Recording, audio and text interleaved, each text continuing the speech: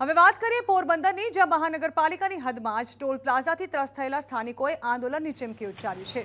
જરા વિચાર કરો, મહાનગરપાલિકાના હદ વિસ્તારમાં જ ટોલ પ્લાઝા હોય અને તમારે માત્ર 10 કિલોમીટરના સફર માટે ટોલ ટેક્સ ચૂકવવો પડે। આવી સ્થિતિ પોરબંદર વાસીઓની છે।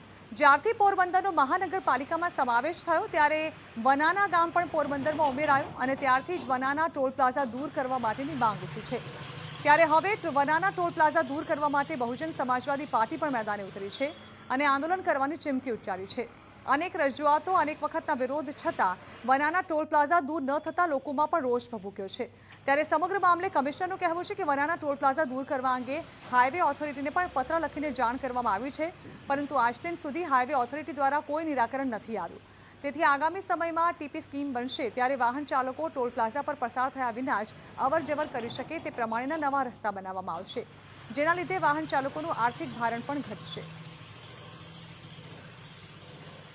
ટાઉન ડેવલપમેન્ટ સ્કીમ બનાવવાની કાર્યવાહી ચાલી રહેલ છે અને ડેવલપમેન્ટ પ્લાન બન્યા બાદ જ્યારે ટીપી સ્કીમ બનાવવામાં આવશે ત્યારે રસ્તાની એવી રીતે રચના કરવામાં આવશે કે જેથી લોકો ટોલ ટેક્સ ભર્યા વિના દિગ્વિજય કે વરનાળા સુધી અવર જવર કરી શકે તે પ્રમાણે રસ્તાનું નેટવર્ક બનાવવામાં આવશે।